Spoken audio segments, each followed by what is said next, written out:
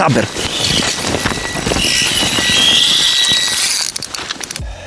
Čaute, je čas, aby sme si predstavili novinky od No Name Bites.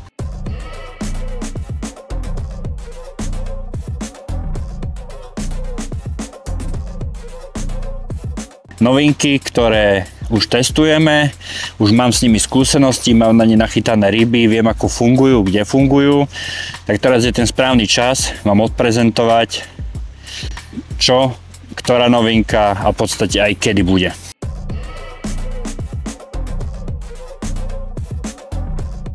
Ako prvé sa do predaja tento rok dostal v podstate pasta Haliburtal, ktorá doplňa v podstate celú tú sériu.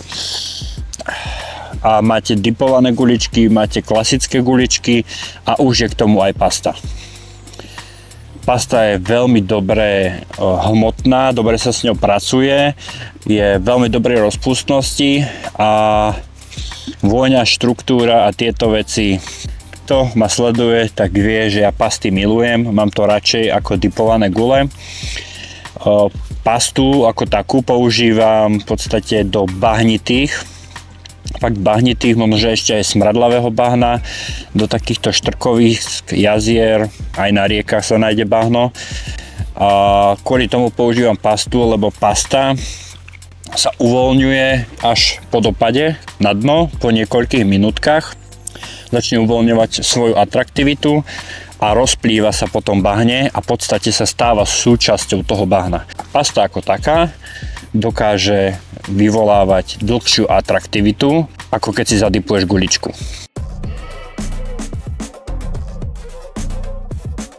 Do rodiny pást, by som to nazval, pribudne aj pasta Carpuccino. Carpuccino gule sú fakt unikátne guličky, ktoré v podstate sú na báze orechov a kávy. Čiže je to taká, nazvime to sladká gula, ktorá funguje hlavne na jazerách, štrkoviskách, teda na stojacích vodách. Pasta je takisto veľmi dobrá štruktúra, je výrazná, aromatická, olejovitá. Pasta je vždycky vynikajúci spoločník aj na krátke vychádzky, alebo keď potrebuješ docieliť záber, keď proste tá ryba neberie. Na doplnenie sortimentu NN Bites pre vás pripravilo žhavú novinku, čo sa týka plávačiek. Je to taká unikátna príchuť, tak ako ste u No Name Bites zvyknutí. Nie je to nič tuctové a je to slaná pistácia. Táto plávačka sa bude predávať len v rozmere 12 mm. Je krásnej žltej žiarivej farby, vysoko atraktívna a jej vôňa je sladko-orechová s podtónom v podstate tej soli. Čiže vytvára taký ten, nazvime to, slanú auru okolo tej plávačky, jak začína pracovať. Takisto v balení tejto slanej pistácie uvidíte kryštáliky soli, ktoré taktiež pomáhajú nielen pri konzervácii, že máte tie plávačky vždycky fresh, ako keď zišli z linky, ale hrajú aj nemalú rolu v tom, že to je slaná pistácia. A ja by som to asi nazval, že novinkou roku bude gulička, ktorú ste už mohli vidieť vo veľa mojich videách, a je to čilina. Je spojenie chili a krill. Krill sám o sebe je vysoko, veľmi atraktívna zložka, ktorá prirodzene láka tie ryby. A ten doplnok toho chili slúži na trošku tú selekciu tej ryby. Nemôžeme povedať v dnešnej dobe, že by štiplavé veci už rybu selektovali. Ryba ako taká si za tú dobu, ako sa používajú chili, korenené štiplavé veci, zvykla na to, že to berie aj tá menšia ryba.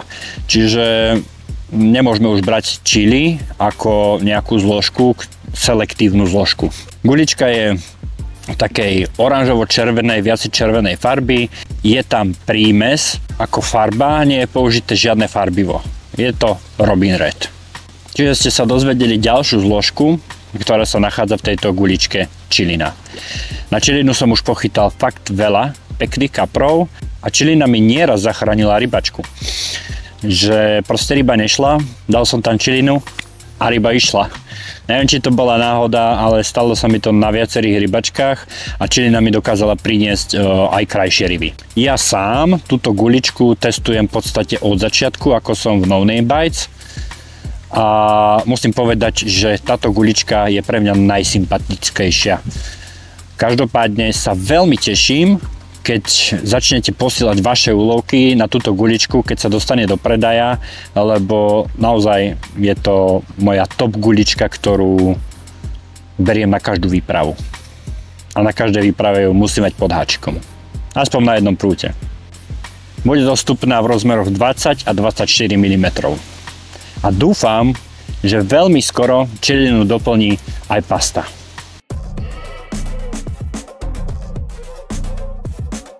Ako posledný veľmi výnimočný a unikátny produkt je tu Beepoop.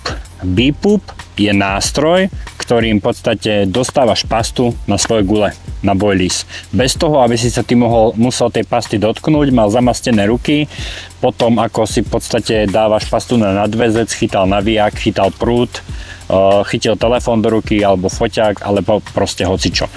Je to veľmi jednoduchý, no inovatívny nástroj, lebo stretli sme sa, už je to v podstate v predaji niekoľko týždňov, stretli sme sa s komentármi typu, že vytlačím si to na 3D tlačiarni, hento, tamto, je to drahé. Beepoop ako taký sa v podstate vyvíjal. Nie je to, že proste urobím si formičku a vytlačím si ju. Mnohí zistili, aj ste mi písali, že ste si to vytlačili a že je tam problém s tým, že sa to lepí, že to nevytláča. To všetko my sme už vychytali. Skúšali sme XY materiálov, tvarov, v podstate veľkosti, hrúbky tej pasty. Všetko je to prispôsobené tak, aby to fungovalo presne ako má. K Beepoopu je v podstate k dispozícii aj naberačka. Ja to volám, že zmrzlinová. S touto lyžičkou si naberieš presné množstvo tak, aby ti to obalenie vyšlo, aby sa ti to neprilepilo, aby sa ti to nerozpadlo. Je to všetko vypočítané, všetko vytestované a pokiaľ dodržíš v podstate ten postup, že jedna lyžička, druhá lyžička a potom navrch to isté, tak výsledok ťa očarí. Čo sa týka ceny, ja nechcem obhajovať nejak cenu, ale vstúpme si každý do seba. Keď niečomu venuješ rok, dva svojho kvázi života, myslenia, vývoju, trháš si vlasy, z toho šedivieš, lebo proste hľadáš možnosti, ako to docieliť k tomu, k dokonalosti. Není to len o tom, že si to dáš vytlačiť na 3D tlačiarni. Bol tam nejaký ten vývoj, boli tam testovacie kusy, boli tam proste... Zaber!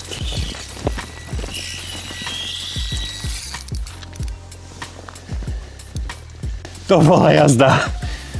Slaná pistácia proste zabodovala. Nebol nejaký veľký kaprík, ale zbesili. Neviem, kde som skončil, ale proste na vývoj Beepoopu boli vynaložené nemalé prostriedky, čo sa týka štátnych oficialít, ako prehlásenia o zhode a ďalšie veci. Takisto nemalý čas, nie jedného človeka. A toto všetko sa v podstate zahrnulo do tej ceny. Čo viac k tomu dodať? Nemám tu čo obhajovať, len som chcel trošku približiť tú vec. A ešte som zadýšťaný. Každopádne som veľmi rád, že som v No Name Bites. Už ich guličky mi priniesli fakt veľa krásnych zážitkov pri vode a aj veľa krásnych rýb. A verím, že ešte veľa krásnych rýb na No Name Bites nachytám. A dupliem na čilinu.